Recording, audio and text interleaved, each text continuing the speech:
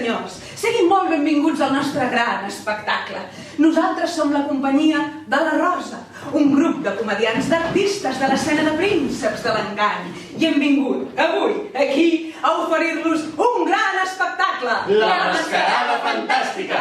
Nosaltres fem comèdia de l'arte, que és un tipus de teatre que es fa al carrer i és molt experiencial. O sigui, marxa del concepte venir a un teatre a veure una obra de teatre i tornar-te'n cap a casa teva com si haguessis anat al cine a veure una pel·lícula.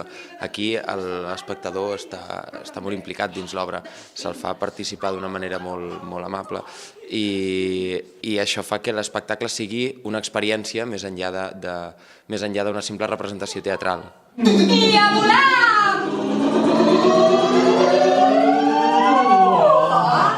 Nosaltres comentem coses amb el públic, els hi preguntem, formen part de la història, sempre amb molt respecte i molt carinyo, vull dir que no fem cap salvatjada, però em refereixo que és molt això, no? Que tu vens i vius l'experiència, vius l'obra amb els actors, amb els personatges, no? I sobretot el tema de que sigui una obra còmica i riguis, clar, el riure transforma també, vull dir, la gent surt amb un somriure d'aquí, surts allò, ostres, i nosaltres també. ¡Una pared! ¿Una pared? Sí, una pared en medio del cielo.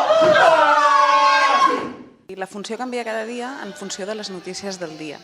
Aleshores, la comèdia de l'art és un tipus de teatre que fa crítica social, és a dir, nosaltres utilitzem el drama, per d'una manera, el que està passant, per fer-ne comicitat. Aleshores, clar, vull dir, és imprescindible que nosaltres estiguem al dia del que passa. I el problema, el que diem és que el problema és triar, perquè realment ara agafes el diari i, en fi, vull dir, amb tota la de corrupció d'històries que hi ha, és com dir, bueno, què triem, no, avui, per fer-ne guassa?